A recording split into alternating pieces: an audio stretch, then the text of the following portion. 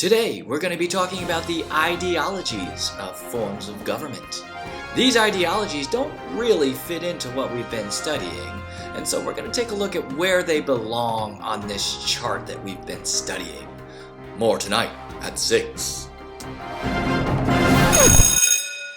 And we're back, and we're going to be learning more about forms of government, specifically the ideologies about forms of government. So a little bit of bad news, there's more that we need to learn in this unit, but the good news is there's not much more we need to learn, so let's get right to it.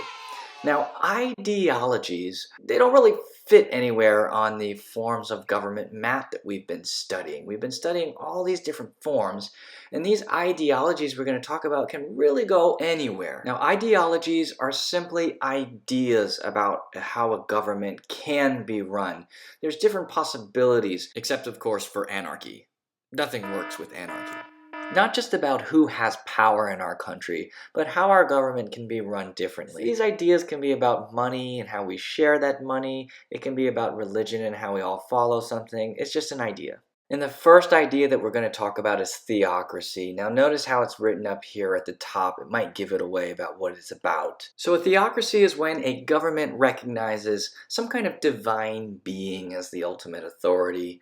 They're going to follow a religious law, often coming from like a holy book, scripture, or text. They're also going to follow the laws of mankind as well. And again, theocracy can really fit into any form of government. Remember, this is just an idea about how government can be run. So if we were to look at, say, when one person has power, we go and we say, hey, who has power in this country? And they say one person has power, but they're a theocracy. It could be like a pharaoh. A pharaoh was a monarch who was like a king, a single ruler that had all the power, but they followed a religion. They thought they were divine. They had the power of the gods. Same thing with an oligarchy. We have a theocratic oligarchy in Greece. Here's a group of religious rulers. And the same thing for democracy. Yes, you can have a theocratic democracy. This is where a country like Iran has the idea of having a religious leader as well as an elected president. Alright, the next idea we're going to talk about is socialism. And this can have many, many definitions. It means a lot of different things to people. It can be simply an economic system, an idea of how we share our money. It can be a social system, an idea about how our classes need to be more balanced. It can be about government ownership of production, how the government takes over sort of the production of all the money in our business. And that production can be a public ownership, a collective ownership. It can be a cooperative ownership. This can be something that's very, very confusing, which is why people argue about it all the time. Somebody might be thinking of socialism as an economic system, and they start arguing with someone who thinks it's about a social system. This is something that people don't really see eye to eye on. Okay, so you don't care, you just want to know what you need to know for the test. Let's get to it. So what you're going to need to know for your test in civics is that socialism is an economic system where the government owns the means of production. And so we ought to write the word like this with the dollar sign for socialism. That will help you to remember this is really all about the money. So in this image here, Uncle Sam represents our government. He would be like your boss in a socialist society. You wouldn't have a boss at work who would pay you unfairly and make all the profit. The government would take care of that and make sure people are being paid fairly. In this way, we wouldn't have such a diverse population of rich and poor. Socialist ideology is very popular with the working class. Here we can see a man and a woman holding a hammer and sickle. These are workers who feel like they're entitled to more of the wealth that their boss is making and that the workers are not. Communism, on the other hand, is even more extreme than socialism. The government doesn't just control the primary means of production, it controls everything. I like to think of socialism as a sport like surfing. It's different, it's wild, it's extreme, and then communism just takes it to a whole nother level. They're like, why not just control everything? Not just the production, but everything in our country.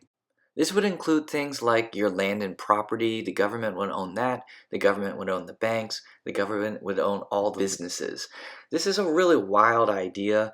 It's a utopian idea, meaning we wish and we dream and we hope that everybody would share and the government would give out things fairly. This is really just rainbow land. I mean, imagine, we wouldn't even have money. There would be no need for money because the government would just give us everything we needed. You need a house? Here you go. You need a car? Here you go. Here's food on the table. We see this in the Star Trek universe. It's a science fiction film about the future, and they don't have money. The government sort of provides everything, and these guys just work for the government. They travel in the stars, and they do their job. But it's kind of a pipe dream. Under communism, this is what people think that they're going to get, but in reality, it just is not attainable.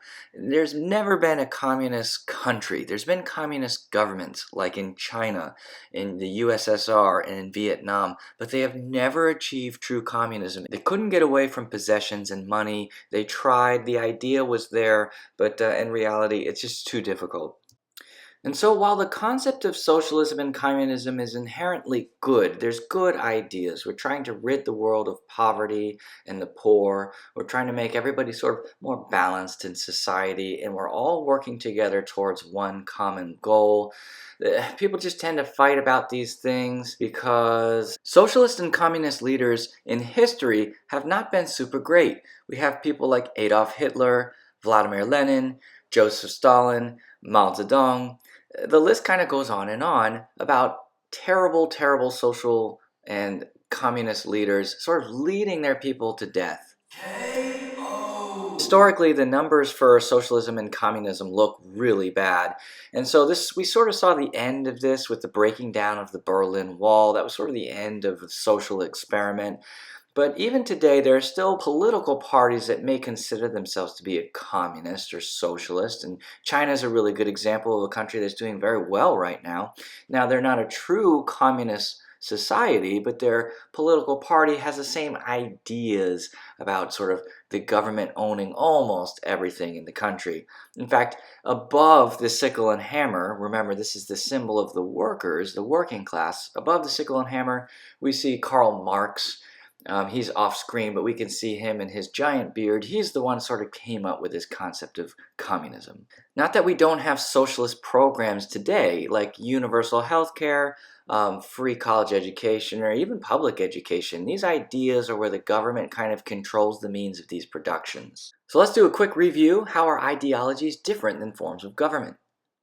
Remember, a form is asking who has power, and that could be a king, it could be a dictator, it could be a president. The form is going to determine who holds power in a country. Now, the idea is asking how the government could work. We could maybe have religious rules, the government can control the means of production, or in a communist society, the government can control everything. Next question is, which form of government would an ideology fit into? And the answer is everything. Everything except for anarchy, because anarchy is an absence of government. Last thing to review, guys, is how we should be writing these things down. Don't forget to write theocracy with a cross for a T, socialism with a $sign for the S, and then communism, the common in all caps. That way we remember everything is common and shared.